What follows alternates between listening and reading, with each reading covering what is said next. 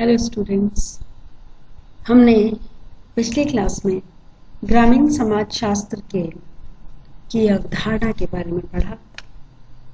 जिस प्रकार से समाजशास्त्र की अनेक शाखाएं विकसित हुई हैं, ग्रामीण समाजशास्त्र की स्थापना हुई, इसी क्रम में नगरीय समाजशास्त्र की भी एक स्थापना की गई, एक शाखा के रूप में, जिसका उद्देश्य नगरीय समाजों का समाजशास्त्रीय परिप्रेक्ष्य से अध्ययन करके इन समाजों की सामाजिक व्यवस्था, सामाजिक अव्यवस्था, उनमें होने वाले परिवर्तनों का या उनसे संबंधित समाजशास्त्रीय सिद्धांतों का निर्माण करना था।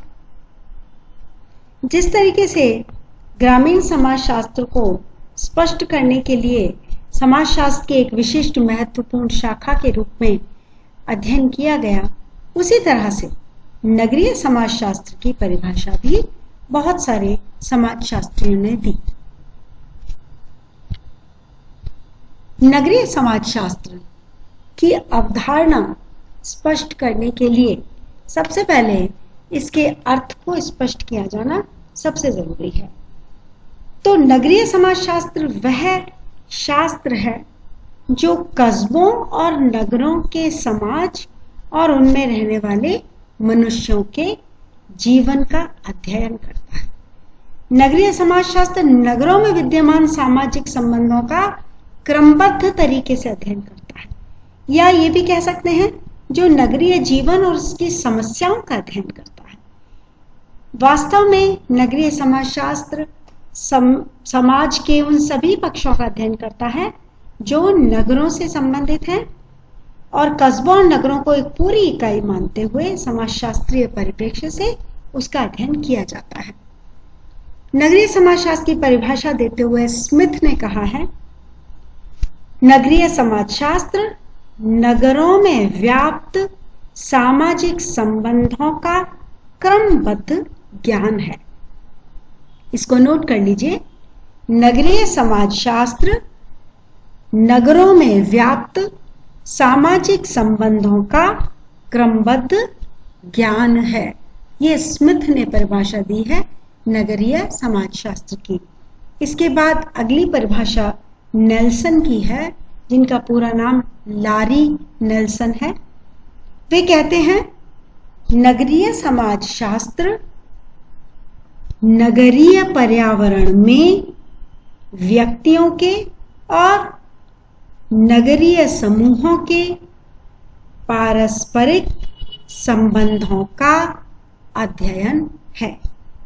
नेल्सन का कहना है, नगरीय समाजशास्त्र नगरीय पर्यावरण में व्यक्तियों के और नगरीय समूहों के पारस्परिक संबंधों का अध्ययन है। परिभाषा बहुत अच्छी तरह से स्वयं को स्पष्ट कर रही है।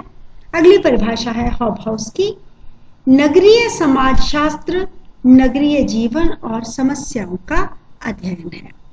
नगरीय समाजशास्त्र नगरीय जीवन और समस्याओं का अध्ययन है। ये हॉबहाउस ने नगरीय समाजशास्त्र की परिभाषा दी।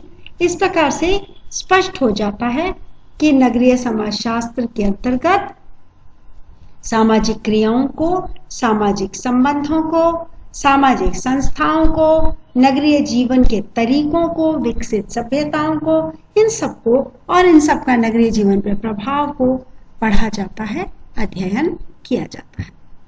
परिभाषा स्पष्ट हो जाने के बाद ये सारी चीज आपके सामने आ जाती है कि नगरीय समाजशास्त्र की विषय वस्तु क्या है।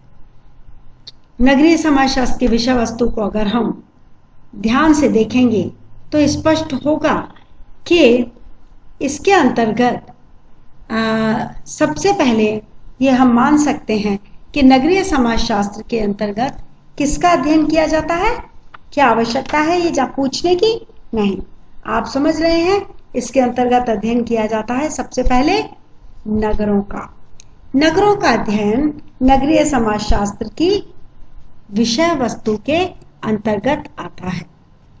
नगर छोटे भी हो सकते हैं, नगर बड़े भी हो सकते हैं, लेकिन नगरों की विषय वस्तु, नगरों के अध्ययन इसकी मुख्य रूप से नगरीय समाजशास्त्र की विषय सामग्री के अंतर्गत आ जाता है। अब ये नगर क्या है? एक नगर विभिन्न कालों में विकास करता है।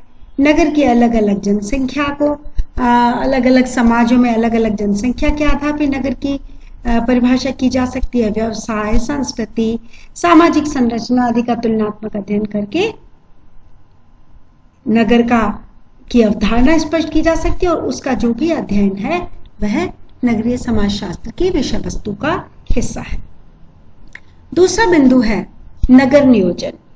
नगरीय समाजशास्त्र बहुत सारे नगरों का समाजशास्त्रीय दृष्टि से अध्ययन करता है और नगरों के विकास के लिए व्यावहारिक योजनाएं बनाता है।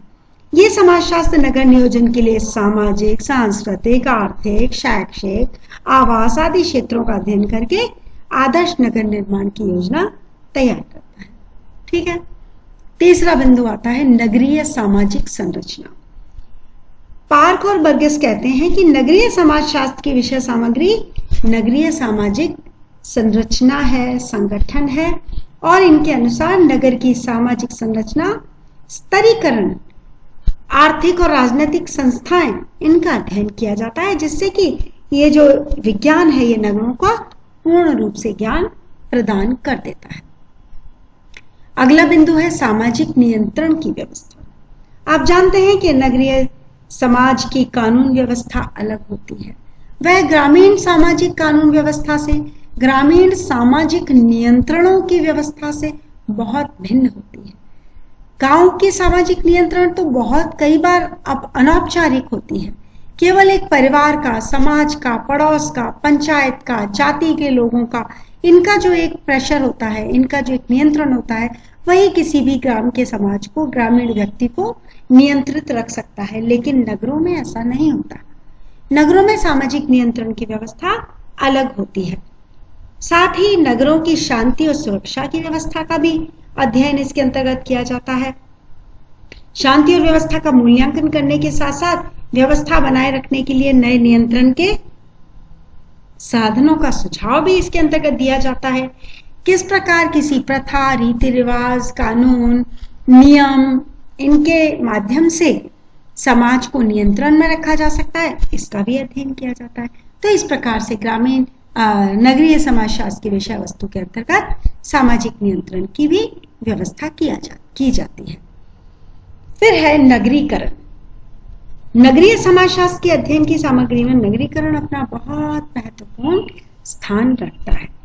आधुनिक युग में यातायात और संचार के साधनों में क्रांति के परिणाम स्वरूप तो ग्रामवासी नगरों की ओर तीव्र गति से प्रवास कर रहे हैं।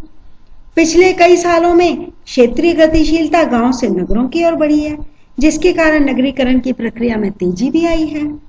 कस्बे नगर बन गए हैं, नगर महानगर बन रहे हैं, महानगर और बड़े महानगर बन रहे हैं।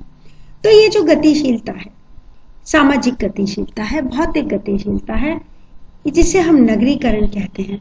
तो नगरीकरण के क्या क्या कारण हो सकते हैं और नगरीकरण के परिणाम स्वरूप उसके क्या प्रभाव होते हैं। नगरीकरण का प्रभाव समाज पे, ग्रामीण समाज पे, नगरीय समाज पे, संपूर्ण सामाजिक व्यवस्था पे किस प्रकार आता है, यह भी इस शास्त्र की अध्ययन सामग्री है, विषय वस्तु है। अगला बिंदु है नगरों की समस्या का अध्ययन। नगरों की समस्याएं ग्रामीण समस्याओं से बहुत अलग होती है। ग्रामीण समस्या होती है जिस तरीके से निर्धनता, ग्रामीण समस्या होती है ऋणग्रस्तता। इन समस्याओं के साथ साथ नगरीय समस्याएं और अलग होती हैं। वहां होती है प्रदूषण की समस्या, भिक्षावृत्ति की समस्या, अपराधों की समस्या, बाल अपराधों की समस्या, विवाह विच्छेद की समस्या, और भी अब तो बहुत सारे के क्राइम है, साइबर क्राइम है, और कई तरह के मादक द्रव्य व्यसन है। इस तरह की जो समस्याएं हैं, इनका अध्ययन भी नगरीय समाजशास्त्र के अंतर्गत किया जाता है। और स्वास्थ्य की समस्या भी कहा जा सकता है। तो इस तरह से नगरीय समाजशास्त्र के अध्ययन सामग्री में नगरों के विघटनात्मक या नकारात्मक पक्ष भी अध्ययन किए जाते हैं। फिर है भौगोलिक कारण। भौगोलिक कारण क्या है? किसी भी नगरीय समाज के लिए उसकी संस्कृति और समाज के जो व्यवस्था है उसको निर्धारित करने के लिए भौगोलिक स्थितियों का बहुत अधिक प्रभाव माना जा सकता है। तो भौगोलिक कारकों का प्रभाव नगरों के विकास पर, उनकी समस्याओं पर, उनकी संस्कृति पर, उनके नियोजन पर, उनकी संरचना, उनकी व्यवस्था, सब पर पड़ता है। तो इसलिए उन प्रभावों का अध्ययन भी किया जाता है जनसंख्या में वृद्धि के आधार पे या नगर निवासियों के सामाजिक संबंधों के आधार पे कह सकते हैं। इस तरह के जो भी प्रभाव हैं भौगोलिक कारणों से जो नगरीय समाज पर प्रभाव आता है, वह भी नगरीय समाजशास्त्र की विषय वस्तु का एक अभिन्न हिस्सा है, एक बहुत ही महत्वपूर्ण हिस्सा है। फिर है नगरीय परिस्थिति शास्त्र। अब परिस्थिति शास्त्र क्या होता है?